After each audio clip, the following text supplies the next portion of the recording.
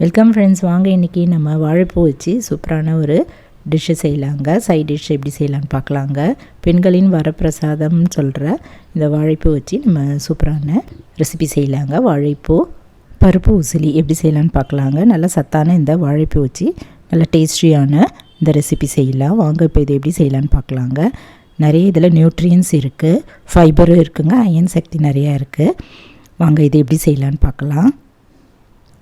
இப்போ ஒரு சின்ன கிண்ணம் எடுத்துகிட்டு அதில் ஒரு 1/2 கப் அளவு கடலை பருப்பு, ஒரு 1/4 கப் அளவு துவரம்பருப்பு இதெல்லாம் ஒரு கிண்ணத்தில் போட்டு தண்ணி ஊற்றி நல்லா கழுவிட்டு முழுகிற அளவு தண்ணி ஊற்றிச்சு நம்ம ஒரு 1/2 ஹவரில் இருந்து ஊற வச்சுக்கலாங்க. வாழைப்பூ இதை போல் கட் பண்ணிவிட்டு மோர் கலந்த தண்ணியில் ஊற வச்சிடலாம், கருக்காமல் இருக்கும். இப்போ அடுப்பில் ஒரு கடாயை வச்சுட்டு அதில் ஒரு 1/2 டம்ளர் தண்ணி ஊற்றிட்டு கட் பண்ண இந்த வாழைப்பூ அதில் போட்டு வேக வச்சுக்கலாங்க. தண்ணியெல்லாம் பிழிஞ்சிட்டு நம்ம அதில் போட்டுடலாம். இதில் கொஞ்சமாக ஒரு 2 ஸ்பூன் அளவு புளி தண்ணி ஊற்றிக்கலாங்க. கூடவே ஒரு ஸ்பூன் அளவு உப்பு, 1/4 டீஸ்பூன் மஞ்சத்தூள் இதெல்லாம் போட்டு நல்லா கலந்துட்டு வேக வச்சுக்கலாம். ஒரு 5 நிமிஷத்துக்குள்ளே சீக்கிரமாகவே வெந்துடும். மூடி வச்சிடலாம். இப்போ நல்லா வெந்துருச்சுங்க. இப்போ இதெல்லாம் வடிய விட்டுடலாங்க, வடிகட்டிக்கலாம். இறக்கி வச்சுட்டு ஒரு வடிகட்டியில் வடிய விட்டுடலாங்க. தண்ணி போக வடிய விட்டுட்டு ஆறட்டும். அதுக்குள்ளே நம்ம இந்த பருப்பும் நல்லா ஊறிடுச்சுங்க. இது மிக்ஸி ஜாரில் போட்டுட்டு தண்ணி இல்லாமல் அரைச்சிக்கலாங்க. கூடவே ஒரு 3-4 வரமிளகாய் போட்டு ஒரு ஸ்பூன் உப்பும் போட்டுட்டு அரைச்சிக்கலாம். அரைச்சதை ஒரு தட்டில் எடுத்து வச்சிடலாம். இது போல் ஒரு கொரன்னு அரைச்சா போதும். இதில் ஒரு 1/4 டீஸ்பூன் அளவு மஞ்சத்தூள், பெருங்காயத்தூள் ஒரு 1/2 டீஸ்பூன் அளவு போட்டுட்டு நல்லா கலந்துட்டு இந்த பிளேட்லேயே நம்ம தட்டி எடுத்து வச்சுருவோங்க. இது நம்ம குக்கரில் தான் வேக வைக்க போகிறோம். நல்லா பிசைஞ்சிட்டு தட்டி எடுத்து வச்சுட்டேன். குக்கரில் அடியில் கொஞ்சமாக தண்ணி ஊற்றிட்டு அடுப்பில் வச்சுட்டு ஸ்டாண்ட் வச்சுட்டு கிண்ணம் வச்சுட்டு அது மேலே இந்த பிளேட்டை வச்சுருவோம். மூடி போட்டு நல்லா வேகட்டுங்க. ஆவி வந்ததும் வெயிட் போட்டு 2 சவுண்டு வந்து இறக்கி வச்சுக்கலாம்.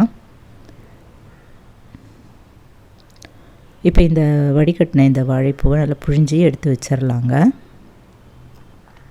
தண்ணி போக நல்லா பிழிஞ்சிக்கலாம்.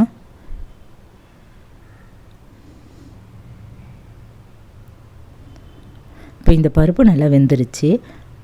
இறக்கி வச்சுட்டு ஆறுனதும் இதை கட் பண்ணிவிட்டு நம்ம சின்ன சின்ன துண்டுகளாக நம்ம மிக்ஸி ஜாரில் போட்டு விப்பரில் போட்டு ஒரு சுத்து இல்லை 2 சுத்து அரைச்சி எடுத்துக்கலாங்க. ஒரு சுற்றுலேயே நல்லா இது போல் பொலன்னு பவுடர் மாதிரி ஆகிடும். இப்போ அடுப்பில் ஒரு கடாயை வச்சுட்டு அதில் ஒரு 4-5 ஸ்பூன் அளவு ஆயில் ஊற்றிக்கலாங்க. இதில் கடுகு ஒரு 1/2 டீஸ்பூன் அளவு போட்டு பொரிய விட்டுட்டு நம்ம கொஞ்சம் கருவேப்பிலை இதில் சேர்த்துக்கலாம். இப்போ நம்ம அந்த அரைச்ச பருப்பு பவுடரை இதில் சேர்த்துக்கலாங்க. போட்டுட்டு கூடவே நம்ம வேக வச்சு பிழிஞ்சு வச்சுருந்த வாழைப்பூ அதே இதில் சேர்த்துடலாம்.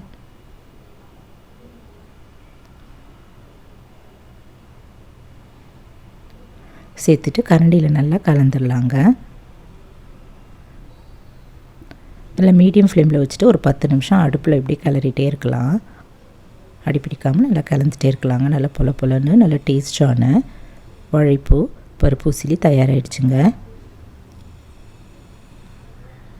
அருமையான ருசியாக இதை போல் நம்மளும் செய்யலாங்க. ரொம்ப நல்லா டேஸ்ட்டாக இருந்தது. நீங்களும் ஒரு முறை இது போல் ட்ரை பண்ணி பாருங்கள். டயபெட்டிஸ்க்கும் இந்த வாழைப்பூ ரொம்ப நல்லதுங்க. நம்ம அடிக்கடி உணவில் சேர்த்துக்கலாம். ப்ளட் சுகர் லெவலை கண்ட்ரோல் பண்ணுது.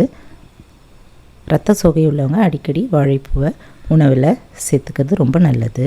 அதில் 10 நிமிஷம் கழித்து பார்த்தா நல்லா பொலன்னு ரொம்ப அருமையாக நல்லா சூப்பராக வந்துருந்ததுங்க. ஸ்டவ் ஆஃப் பண்ணிவிட்டு இறக்கி வச்சுக்கலாம். இது நம்ம சாதத்தில் போட்டு பிசைஞ்சு சாப்பிட்லாங்க. இல்லை சைட் டிஷ்ஷாக வச்சும் இது சாப்பிட்லாம். டேஸ்ட்டான இந்த வாழைப்பூ வச்சு நீங்களும் ஒரு முறை இது போல் ட்ரை பண்ணி பார்த்துட்டு எப்படி இருக்குன்னு சொல்லுங்கள். இந்த வீடியோ பிடிச்சதுன்னா என்னுடைய சேனலான குக்கிங் வித் சித்ரா அன்பு சேனலை சப்ஸ்கிரைப் பண்ணிக்கோங்க. தேங்க்ஸ் ஃபார் வாட்சிங். நம்ம அடுத்த வீடியோவில் பார்க்கலாம். நன்றி, வணக்கம்.